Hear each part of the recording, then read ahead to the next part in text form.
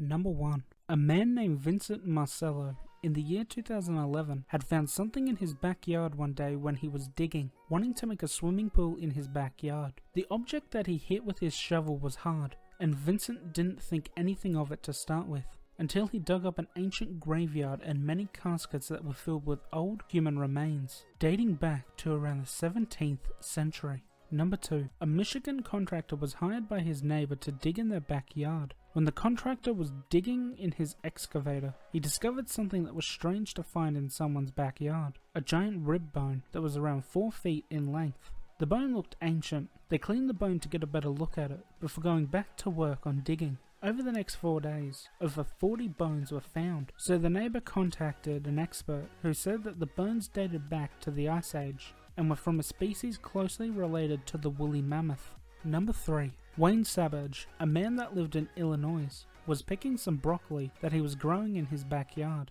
when he spotted something sticking out of the ground. When dug up, he saw that it was a nylon bag filled with $150,000 in cash. Wayne called the police, and later it was discovered that Wayne's neighbor had thrown the money away, stating that it was cursed. Though in court it was determined that the money would be returned to Wayne's neighbor, with Wayne receiving a portion of the money, though Wayne died before getting his portion of the money. Number 4. Salt Lake, Utah. A pond was being dug up in a man's backyard. The man ended up calling the police when he discovered human remains. The bones were sent away to be examined, and it was concluded that they weren't the victim of a horrible murder, but they were the 1,000-year-old remains of a Native American who would have lived in the area.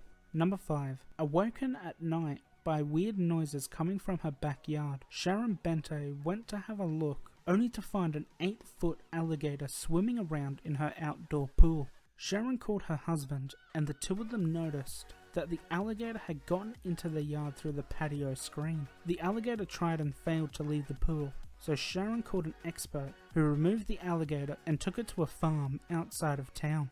And that's today's video. What'd you guys think? I'm always interested to hear in the comments below. After commenting, why don't you give the video a like and consider subscribing to the channel? It really helps me grow.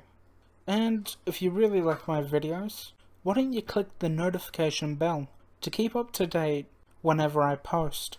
Cheers for watching everyone, and I'll see you in the next video. Hooroo!